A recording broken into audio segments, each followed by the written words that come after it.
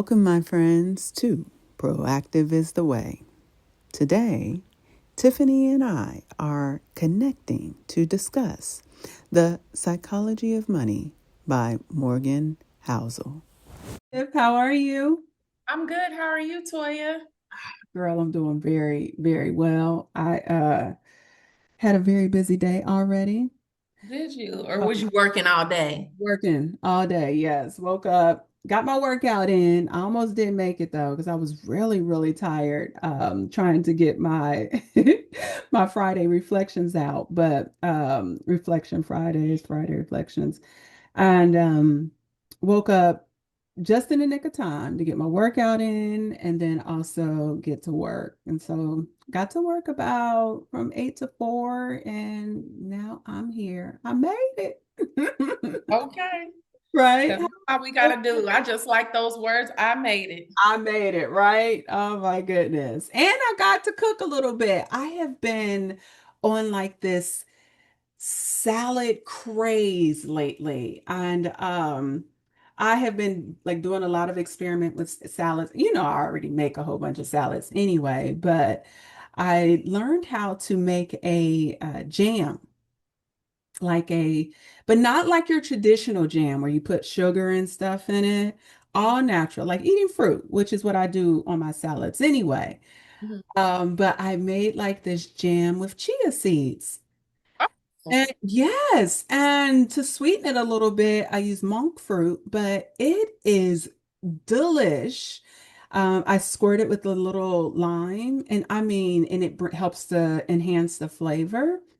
And so I've been putting that on my salad with my, like mixing it with my cottage cheese. Girl, you want to talk about something that is the truth? It's really good. I was like, okay, I just changed my salad game again. I was doing it just bland, throw some nuts on it, throw some fruit on it. mhm. But yeah, I've been doing a whole lot of different experiments. That actually sounds really good. It is the bomb. I was about to take a picture and send it to you. Remember, I was telling you, I was like, wait, we start a little bit later because I gotta eat. I was gonna send a picture to you, but I was so hungry, I dug in before I even remembered. I was like, oh well, next time. Next time. Okay. And how was your day? You said it was good. Did you get into anything?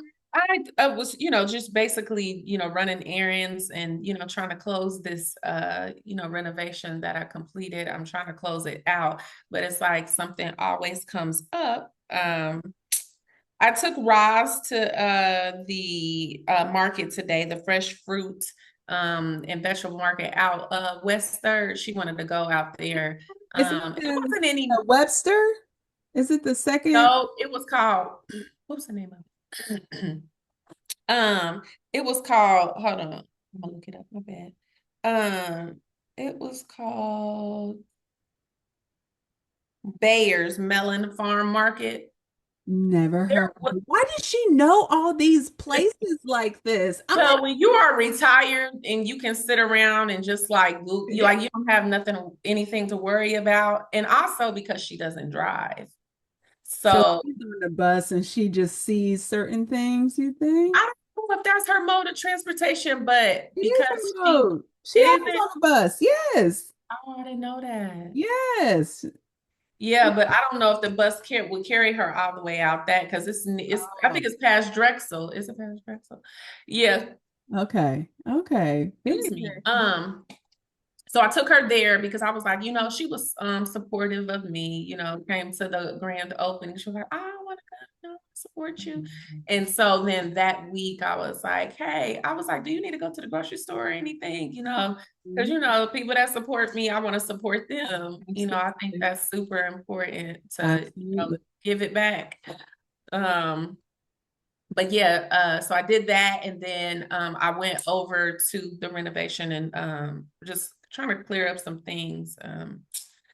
things, you know how that goes. And then we had a little bit of like a lunch brunch. Um, we were in the car, and you know how crazy it is on the west side. We went to go get gas at Shell. What happened?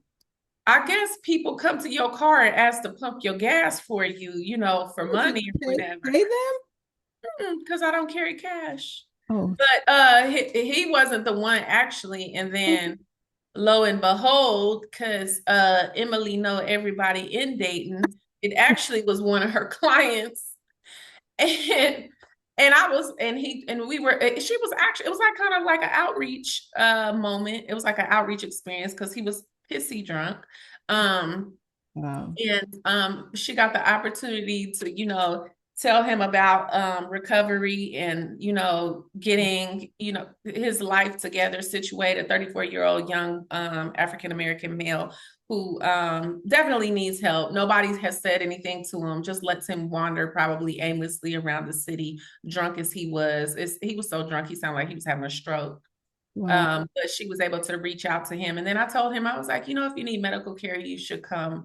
And maybe, she does the insurance too. So she Mhm. could possibly, help him like through the marketplace or something, get health insurance.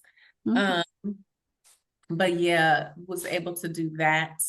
So didn't get everything done. I wanted to do some other stuff, but the days run by so fast. I'm telling you, And girl, the more you want to do, the faster it goes. the faster it goes. Isn't that That's crazy? No, what seriously. I told her. Funny. I said, that is crazy. But you know what? Not going to knock it because sometimes that's good. That just tells me that you're being busy, you're being productive, and in a productive way, right? Just think about the guy that is going through what he's going through, that he felt he had to lean on alcohol to get him through his day, right? Hmm. You And could tell us some trauma there. Okay, okay, something. You could feel the trauma. There's Okay, something that happens to him definitely for sure, for that sure. causes him to lean on the need to forget. Because alcohol make at the end of the day, people can say what they want. Alcohol makes you forget. Uh, Whether it's temporary or not, it doesn't matter. And somebody who stays that drunk, oh, they didn't. How many? What are the how many different ways can you say forget, forget it, forgotten? oh, Like, you wanted to do all of them. it's gone. The past, the present, the future, and the imperfect future. He ain't even gonna remember us. Oh, And well, if he does, good for him. But if he doesn't, hmm right. But and it's bad. so that type of instance, even meeting that guy, that really personally makes me think about my own life and, like the situation that I'm in right now, where I really have to have support in order to make my life what it is today. And a lot of it stems on, the fact that we lack the resources that we need in order to Hmm. take care of ourselves, in order to just meet our basic necessities. And you know and some people like him leaned on alcohol because he couldn't get the right resources to help him through whatever he wanted to get through. And then you got me, who's trying to lean on every dang on book in the world, and my family and others, to just better understand how to rise above a situation. Hmm. And so, I mean, that's a great segue for what we are going to be talking about here today, Hmm. because I think personally for me, I shared with you earlier that I just really have a love-hate relationship with money. You and we both grew up with a mom and a dad who thought very, very differently about money, but I see you listen more to daddy. I listen more to mommy, and Oh, hell no. it took us on a trajectory that was very different, right? Which is okay though, right? Well, you know what I said today? I was like, it's not bad because it brought me here to where I am today, and would I have a story to tell had I not come to this point in my life? Would I've had all these different stories and all these different learning lessons? I don't know. Not to say that you have to go through them, because you don't, but it was a part of my path, to lead me to where I am today, and hopes to learn from it and overcome it. So, as I mentioned, I brought in a couple books to help me better understand just behavior in general as it relates to money and why do we do the things that we do. And it was refreshing to know that I am human. I am human because folks who have money and are sometimes in the same boats as folks who don't have money. Mhm. They just there's a different perspective, a different twist, but our behaviors and the way that we think about it, manage it, etc., could be relatively the same. We just have a different scope, a different point of reference, a different upbringing that made us make the choices that we do. And so the psychology of money. So I brought that book in and I was like, let me read this book. And I would tell you right now, I have no idea how I ran into this book. I think I was just looking for resources to help me. Budget was my primary.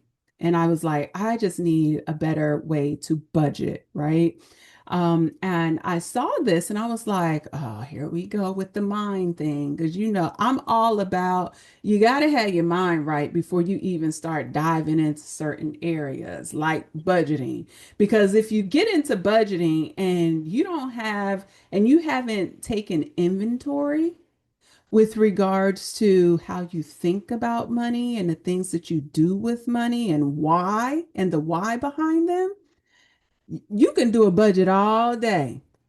But if those underlying behaviors still exist and you lack awareness and you fall back on those respective behaviors, that budgeting would go out the door, right? Mhm. So for me, I was said, let me go ahead and take a look at this. And I read some of the reviews, and of course, it had amazing reviews. And I said, okay, so this is it. Let me take a look at it. So I opened it up, and of course, which is what is very interesting on the first chapter talked about how no one is crazy, and we'll get into that here in a moment. But I just was like, oh yeah, this is the book for me. I like this because it's really going to. I felt like it was going to be a book that was unbiased and give us both points of view without how to putting a shade over it of someone who felt like they were just better and made better decisions, but that someone who actually looked at both sides, right? I just felt like he was just going to be very unbiased and very open and honest with regards to behaviors and why we do and help us to better understand. Uh, so, um, so there was about three different topics that I had honed on. Actually, there's four, and I'm actually speaking about these topics on my socials.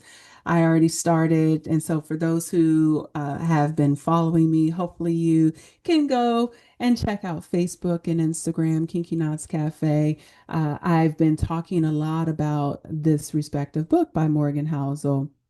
And and so I had honed in on like there was like 18 overall, 18 topics that he focused on, but I decided to just kind of focus on my top four. And today we'll just discuss about three of them if we have time to discuss all of them. But the first one that I ran into was in chapter one. And in chapter one, he talks about no one is crazy. And within that chapter, he shared that when we talk about money, we have to be mindful that the choices that we make as relates to money, it depends on your frame of reference. And that frame of reference revolves around our life experiences. And one of the sentences or one of the quotes from that book was he said, "What may look wild to you could feel completely rational to someone else." Mhm. And that really touched me because I thought to myself, oh, I'm glad somebody looked at that and took that into consideration. And this is to go back to what I was sharing with you earlier about mommy and daddy. right? I was like, wow, we grew up, and I was always someone who I had the love of my father, but was always wanting to please my mom, right? Because we didn't grow up with the best relationship. And my mom, right? Our mom, she was very, money is the root to all evil, and it's going to change who you are. And Giving bad info. yes, really, she really gave bad advice. Now that I'm older, I'm like, that was really bad advice. But she gave a lot of bad advice. Remember, Toya, remember you can't take it with you when you go. Yeah. My God, I don't want to not be here without any either. Right. Hello. I'm not trying to be broke till death either. Exactly. Exactly. And then, then we had daddy. Daddy was always like, you better have it. Cause when you broke, everybody broke. Like daddy was about that. You don't you dare rely You on go broke, everybody. everybody broke. Don't you loan out no money. So we grew up, and I was just like, I was like, okay. And it's real interesting because I did go to school for finance, and I'm not going to say I am bad with money. I just made a couple bad decisions during marriage, that got me a little bit, what, or I shouldn't even say a little bit, but kind of off track. And it's been a trial trying to get back on track because I'm pretty good with money, but I just made a couple bad decisions. Um, but anyway, so we grew up in that type of environment, and I like that when I read about that chapter, and he framed it around the fact that it is through these lenses of our own experiences that really define what our thoughts are about money, right? Mhm. So what is your take on that? The fact that do you agree with what he shared, or do you have a different perspective or level of insight? Mm-mm. I actually agree with his, and you said this was in chapter one. It was, yeah, his first chapter. Introduction, Hmm. that how our psychology about money, our psyche develops about money, about our financial choices being shaped by beliefs, fears, biases, and life experiences. I Hmm. actually do believe that. Now, I don't, for me, I never approached money out of fear, even though I saw how carelessly or cavalierly my mother was with money. Hmm. Because back then, our father had a very nice job, Hmm. paid weekly, very large sums of money. Hmm. So we had access, which could have created like a skewed perspective for us about money. Like, oh, we got it. We gonna hurry up and spend it so we can get it again. Like because I don't know if you remember our allowance. We used to get like $50 on Thursday.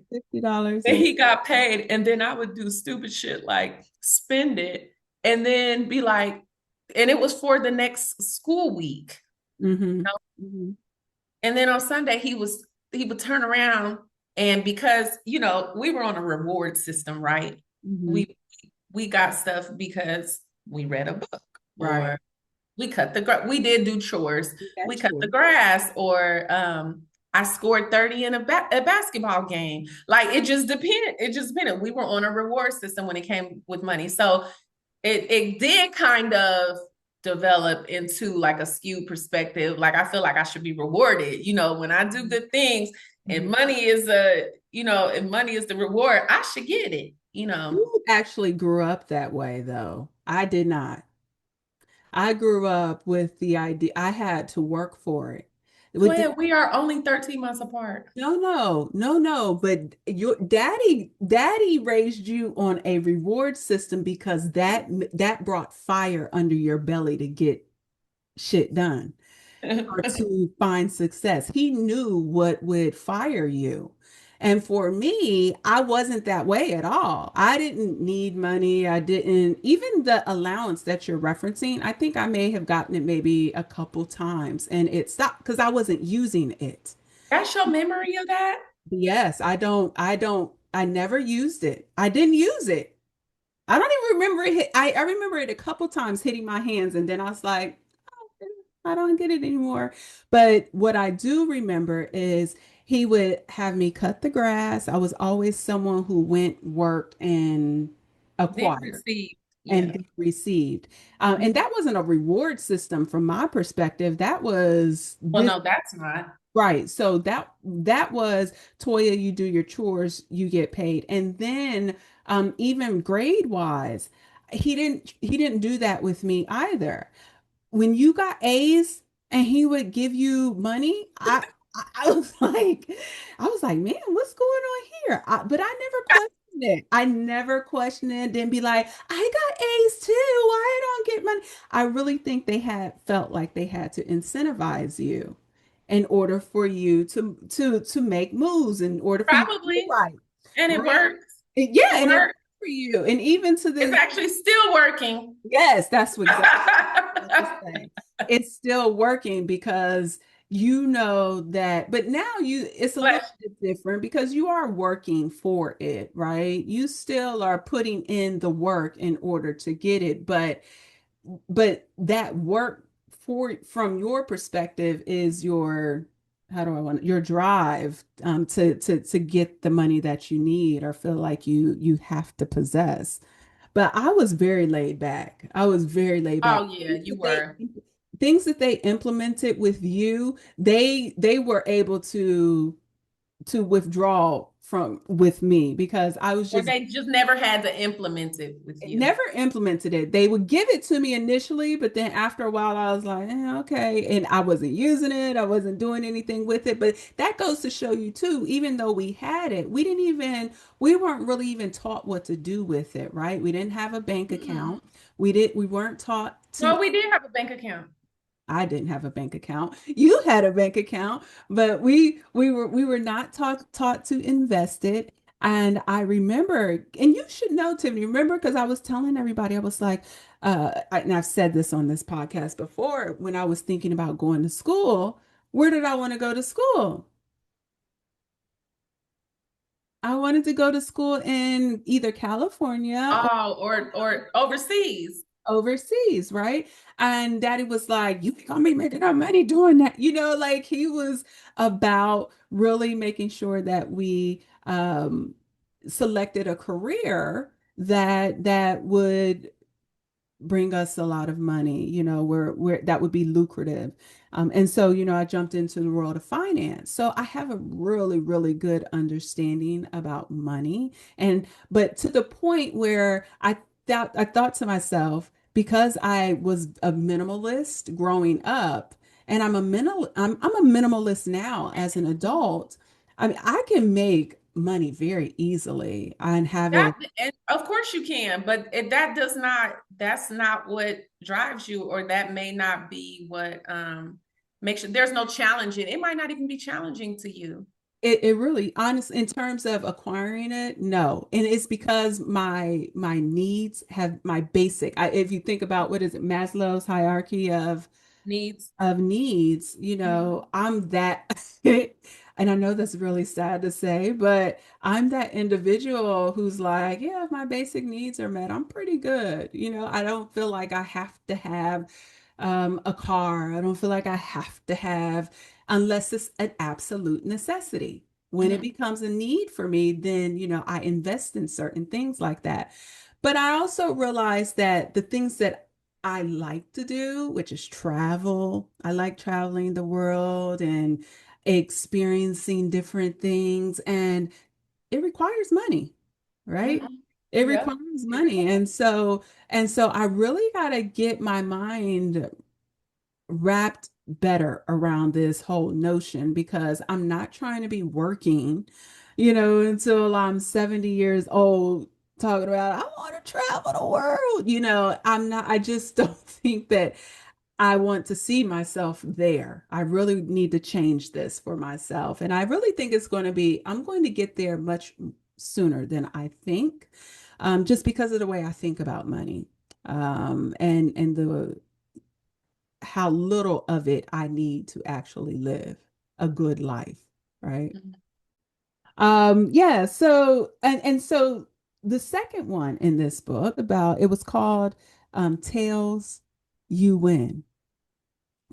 Um, and in this chapter, we learned about how um people make decisions based on when they see others and the things that others have been successful on. And what I mean by that is, in that chapter, we learned that big wins, they're very, very rare. They're like hitting the lottery. True wealth comes from staying steady when Mm, chaos hits, not chasing flashy outliers. Oh, I like that. You like that one? Yeah, that one really hit home to me as well because I said to myself, Because that's what most people are out there doing. it's trying They to are chasing the outlier. And it's just like, it doesn't even make sense to me. I've never chased the outlier. I've always stayed the course. I Mhm, teach Taryn this. mhm, The course. right. Stop doing all of this. All of that outlier is a distraction, honey. That's It exactly what it. outlier equals distraction. They teach you in statistics. Mhm. It's not, yeah, it's easy to, that's an easy concept. That's an easy concept for me, right? Because Mhm. it's like, wait a minute. It's just like, gosh, what is the saying? But anyway, I second that. I third that, I fourth that, I fifth that. Right. That is very true. And that really hits home for when you start to do really big investments, right? Or not even really big, but just get into investing in general. It's interesting how I'm on Instagram, I'm on all the socials, and a lot of my socials, because I look at a lot of information as it relates to money and investments and things of that nature. It's interesting how a lot of the recommendations online, they tell you to invest here and invest there and invest here. And I'm thinking to myself, number one, can I see your credentials? I'm like, who are these people telling folks to invest here and there? Right. But they don't need to, Toya, because just like you're reading the book, the dude that wrote the book, what's Morgan Housel. Hmm. it really don't even matter about credentials because most people are speaking from experience. Because at the end of the day, let me tell you this, like with me practicing, right? Like Hmm. anybody in medical practice, Hmm. I could have all these credentials, but at the end of the day, what I have learned from observation and from just doing what I do is a lot of things have come from what I have experienced, including medical conditions that other people have. So, like you have these medical conditions that are disparate in certain groups of people, right? So, let's just use Blacks because I'm Black. Hmm. So, we have diabetes, we have high blood pressure, we have autoimmune that seems to be very rampant amongst our amongst our culture or Hmm. amongst our people, and because of that, where am I going with this? Because of that, you see, like, God, I keep looking at my train of thought. I wanted to tell you, I wanted to relate that to what you were saying. Go back to what you were saying. About the fact that, well, trying to understand where you were going with it, but I was sharing with you about people's credentials. Okay, credentials. So Yes. what I was saying is it's more from experience. Like, so when I experience like people coming in, it's always the same story. Hmm. The hypertension doesn't change from black person to black person. Hypertension is very bad for black people than any other group of people. So is diabetes, and so is these autoimmunes like lupus, the things that it does to our kidneys, right? Like when you see people, you're like, dang, they are awful sick. Hmm. And but you see a person not of color with that same condition, and you're like, they don't seem as sick. only Black folk do with that. And I've learned over time, like, and that's how I have actually learned how to treat it a little different. And my outcomes, my health outcomes for those people are a bit better because I understand something different about it. So but the credentials didn't do that for me. Mm-hmm. It was the life That makes experience. sense. Yes, Uh-huh. and I get where you're going with that, but still, even with you, you're working in a regulated environment, and Well, true. you have to You have have to have a license. You have to have you credentials. you have But yeah, credentials, and I'm on a social networking site. And so it's different because when you are on a social networking site, you do want to make sure that you are observing these individuals, that you're observing where did they get their understanding, and even mhm, is that they learn from life experiences and that they don't have the credential per se. You just want to make sure that these individuals have substance and some sort of understanding before you start following. But where I was going with that was that, I'm on these different sites and they're trying to guide me and lead you on the right path, but mhm. you have to be mindful because a lot of these, especially on these social sites, these could be how do I want to say, affiliate. Programming. Yes, programming to help a stock move in a certain way. You, Uh-huh. you Absolutely. need to invest in this, and this. And I'm like, Uh-huh. so everybody's going to invest in that. And you are influencing that stock by doing that.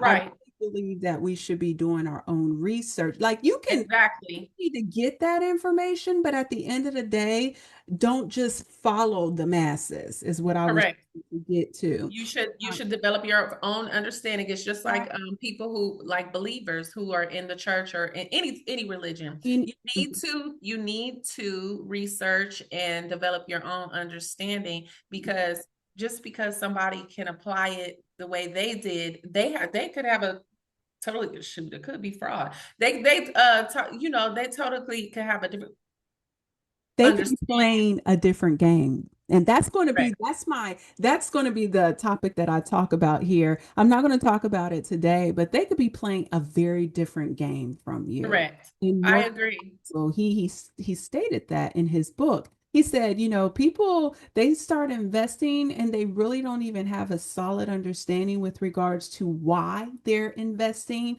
but Uh-huh. paying attention to a lot of different people doing their investments and making decisions based on others who are playing a very different game than you. And And you it could have be to very be, dangerous. and it can be very dangerous for you. Mhm. I love that. I'm going to be talking about that on Monday, actually. All right. So to get back on topic here, I wanted to make sure that we got around to the last one, and I shared this one on my Meditative Monday as well.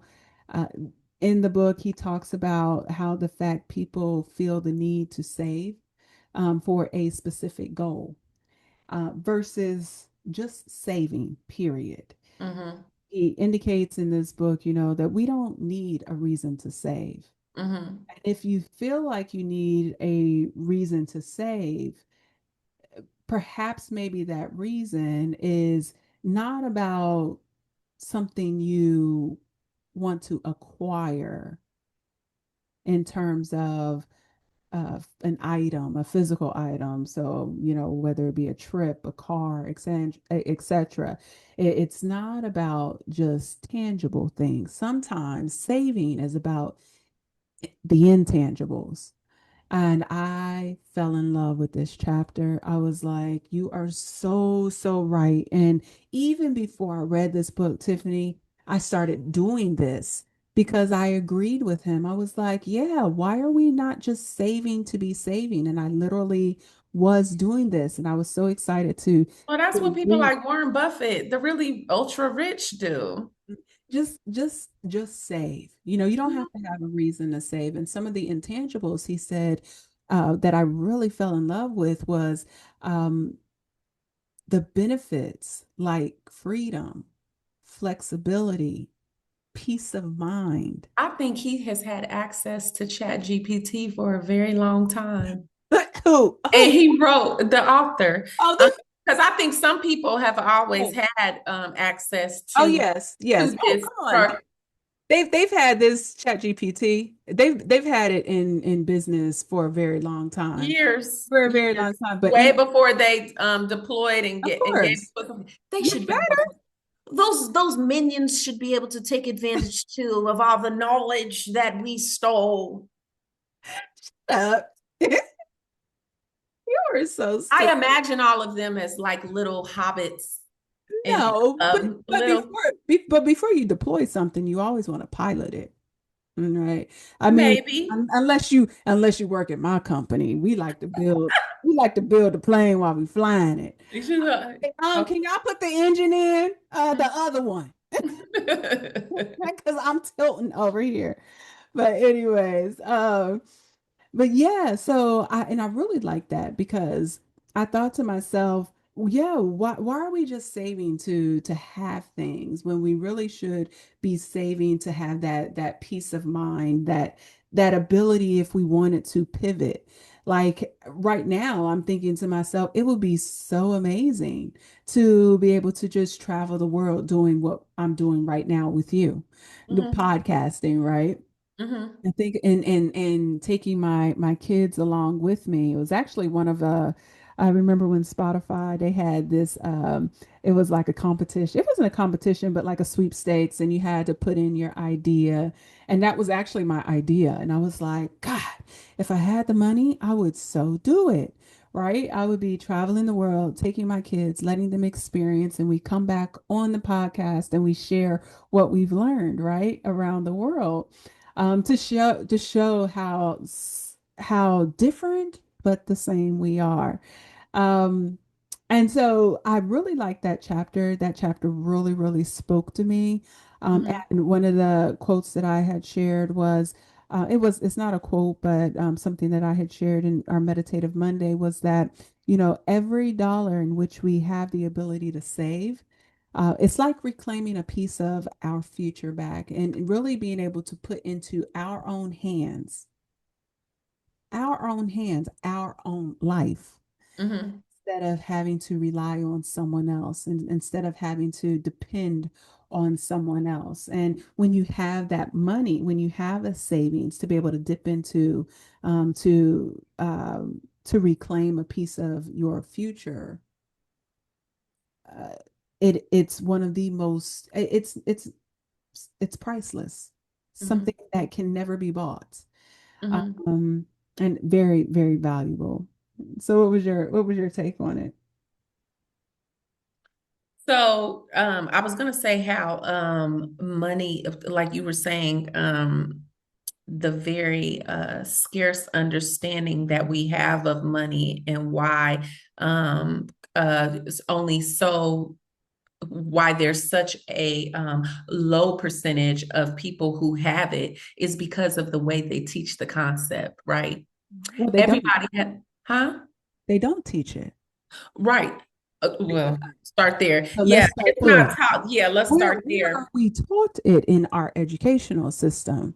If Unless you appeal to people's creativity, though, hmm money probably will be better understood. So, for example, imagining money as seeds. hmm Saving is planting seeds. hmm Each dollar you set aside is planted in the soil of your future. right. At first it may look small, but see when they start teaching money or not teaching money, or the concept is uh is way too complex using financial jargon, right? Mm-hmm.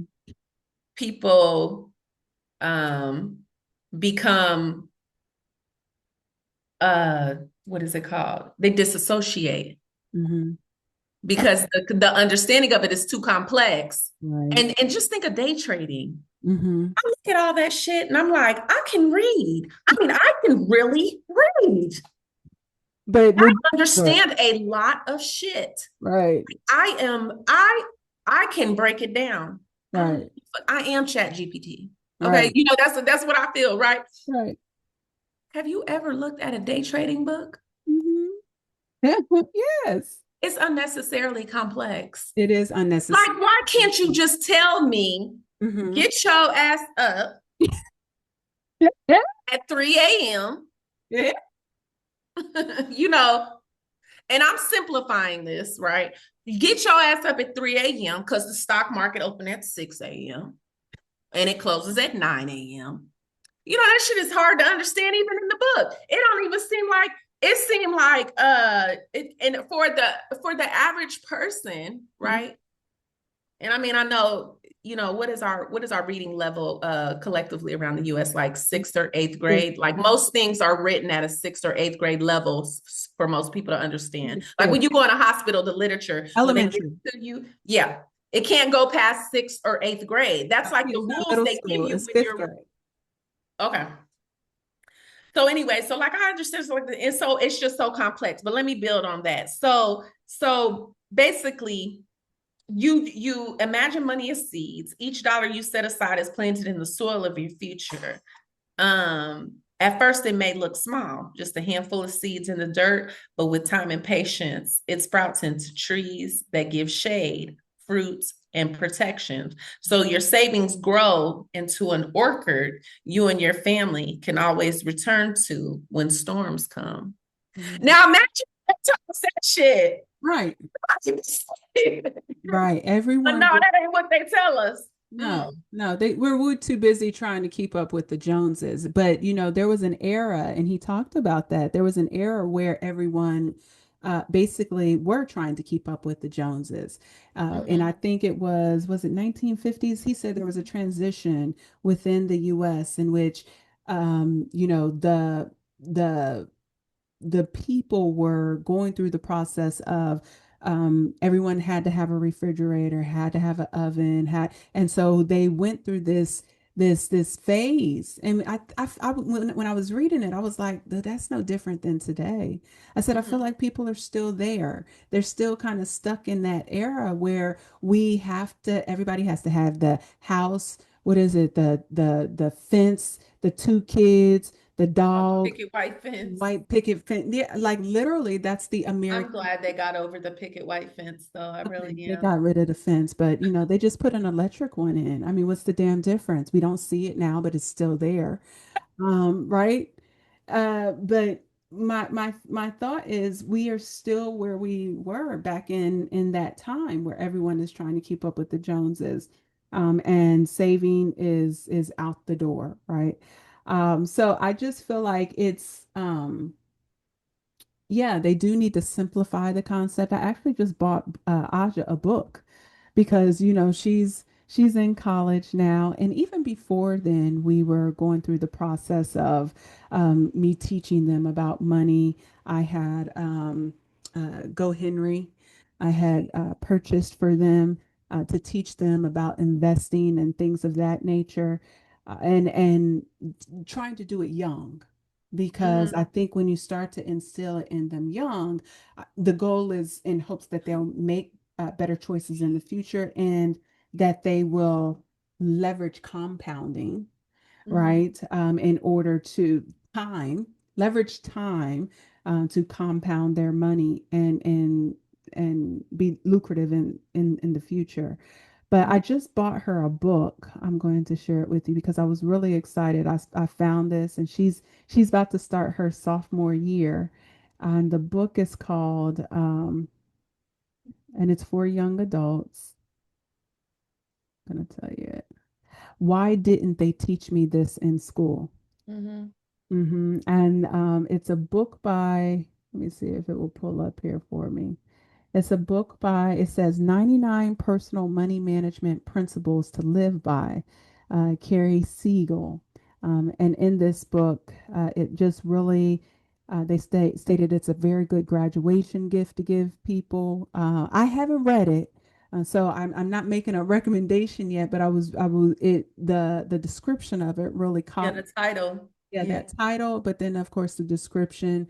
where they highlighted, why do high schools and colleges require students to take courses in English, math, and science, yet have absolutely no requirements for students to learn about personal money management? Now, I'll go back and I'll tell you, I It's think deliberate. It's Aja's intentional. ninth grade year, there was a financial management course. Hmm. Her But ninth it's grade, always elective. no, it was required. It, Oh, this was just because she was this homeschooled. Okay. yeah, this was required in her school. And I don't know if that's across the board, if they do that in all of our, educational systems. I'm going to say where we live in the state of Ohio, because generally it's mandated. But it was a required class within her school. And I was really excited that she had to take that course. But, it was one course. Right? One course. And when you when you introduce a concept one time, how likely are you to recall it? Not very likely. You really, especially with children, because it's not going to be interesting to them. You're having them budget. They don't have expenses. They don't have bills. They don't have anything to associate with it. You understand? Isn't it amazing? You would think they're gonna give you One. Mhm. one course, Right. but Right. we have 3, 4, 5 course meals. So it makes sense. No, but for real, repetition is the key to understanding, It right? is. So what Keep would it make on your sense waist. is finance one, like you got trig 1, 2, 3, or algebra 1 and 2. Correct. Why wouldn't you have finance Personal one, finance, two, one, three, two, three, four? So four. we took one personal finance course in high school as well too. At my school, Mhm. I took a personal finance course, and of course it actually took a biblical, because we're in the Bible Belt. It attached scripture Uh, to every piece of financial concept, and okay. the only one I remember was never co-sign for anybody. It's biblical. I know You don't that. co-sign. And You so when don't people co-sign. say, "Ma, can you co-sign?" Hell no. I would say, "Don't co-sign." That's the one I'm really gonna follow. Right. That's the one I remember. Right. That's the one that empowered me, had the most impact. It screamed the loudest to me. And that's Right. the only one I think out of that finance class with Miss Bowman that I Uh-huh. remember. And that's on that.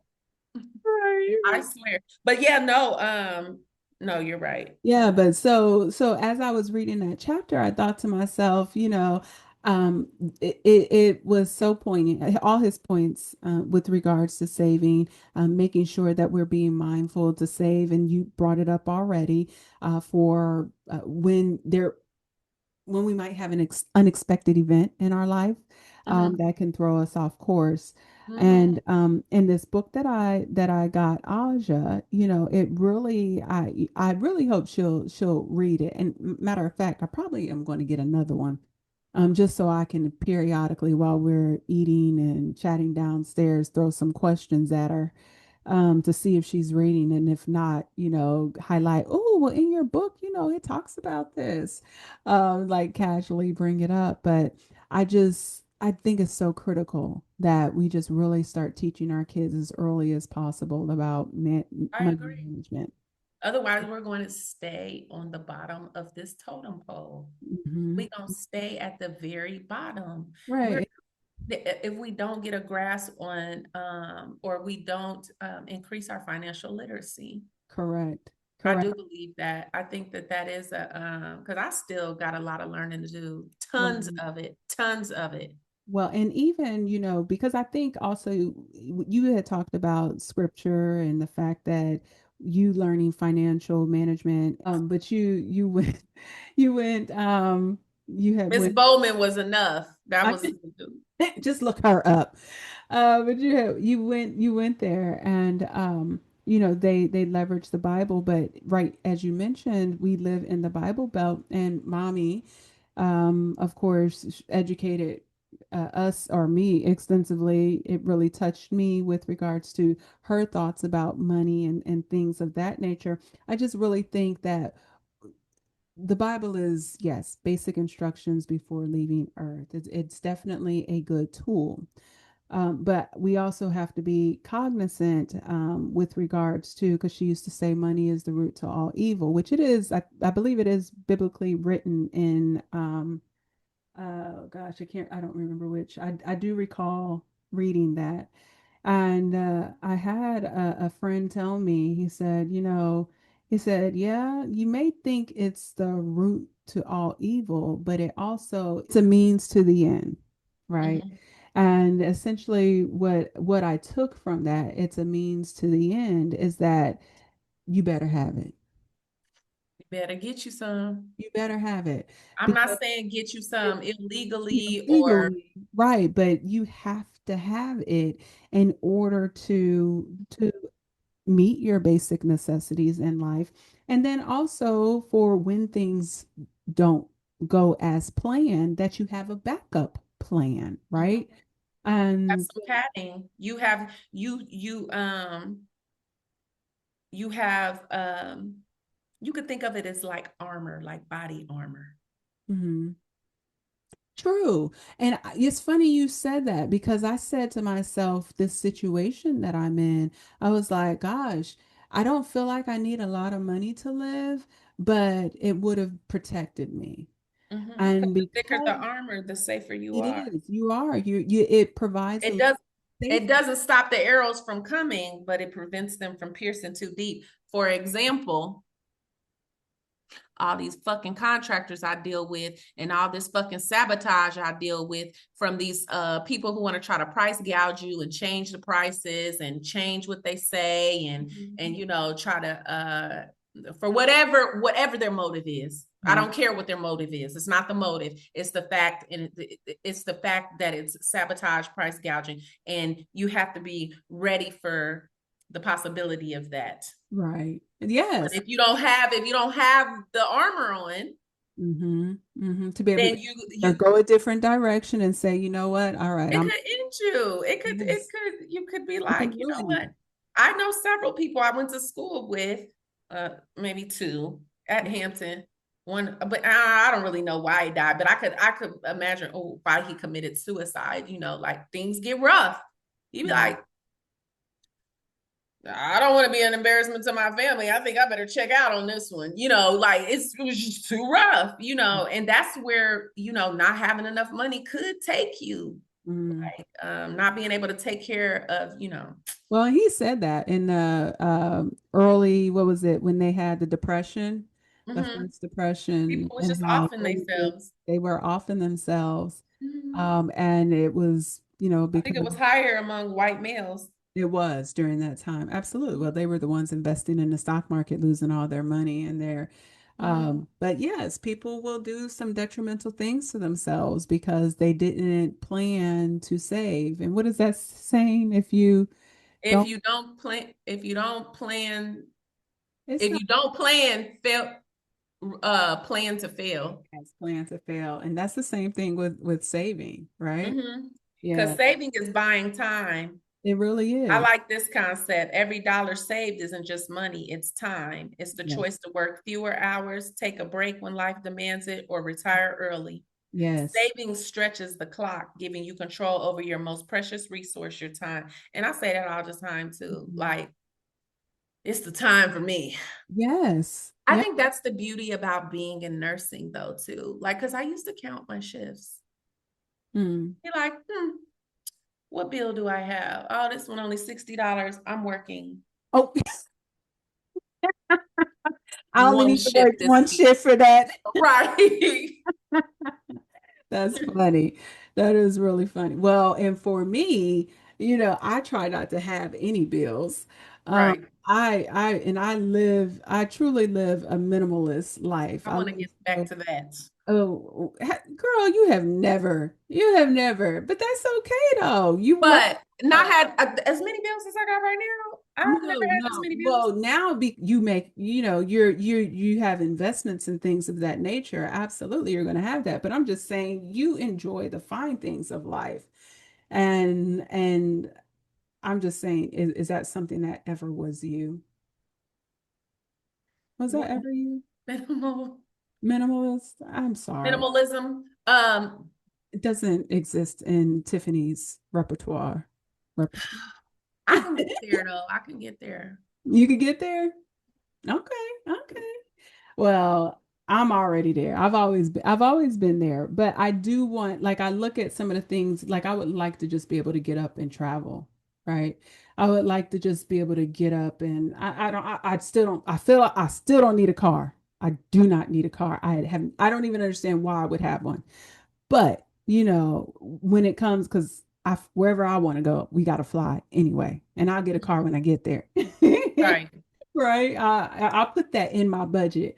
But that really is the only thing that I really think about. And of course, the kids, if there's needs, and we go through that all the time. I'm like, okay, kiddos, what do you need? What do you need? Like May came to me the other day and she was like, do you really need to ask the question? And she had these super duper short shorts on and they were, her legs. You need shorts. Okay, gotcha. Think she's looked for any of them? No, she has not, but that's okay. I gotta go shopping for her. But so we really in my house understand the difference between a need and a want. We're not just buying arbitrarily and having stuff everywhere. Mm-mm. There has to be a reason. Has to be a reason. I can't do it. I cannot do it. It's weird. I cannot. Every time I get ready to want to do it, I'm like, I'm just going to Tiffany's closet and I'm going to shop in her garage. Yeah, I'm not doing it. If I want to wear something different and then I can put No, it. Toya, I looked at my stuff and I thought to myself how overwhelming it was to have all that stuff. I was like, this is unnecessary. This is mental illness to have this much stuff. You With can't the tag ceiling. Y'all want to go shopping? You need to borrow something? Just call Tiffany. Let me I tell should be shamed though. you. That is shameful. But see, the first part of fixing a problem is recognizing you have one. I quit buying all that shit. Oh, I used to, girl, I would see something and be like, that would look good on. Bloop. There the next day. Never makes it out of the bag. Never makes it onto the body. What are you really doing? Like, what did that satisfy? Like, I ask myself, like, I'm really reflective like that. I do. Like, what did you do that for? You Because I know, don't you believe in know. returning stuff. Oh, really? Oh. I don't believe in like taking stuff back to the store. I want to repurpose it some sort of kind. Who could I get this to? Like, And so most of it has ended up on my kid's body. Oh my God. I was like, if I got Tiffany and around, I don't need nobody else because I'm going to your closet. Oh my goodness, for sure. But all Okay, right, I'll know what to leave you on my wheel. a girl, that's it. That's it. And you don't even really need to leave it because I ain't gonna go in it often. I'm just go in and pick it up, then put it Ain't back. gonna go nowhere. I don't know. It's only gonna be for trips, and I'll bring them right back. Join us in 2 weeks as we transition into taking some practical steps to make positive money management moves as I introduce to you our next book, The Total Money Makeover by Dave Ramsey, a proven plan for financial peace. To prepare for our conversation, make sure to pick up a copy of our featured book. Details are in the description. For access to replays and to learn more about Kinky Knots Cafe's Proactive is the Way, please visit www.kinkyknotscafe.com. Stay proactive, my friends. Take good care.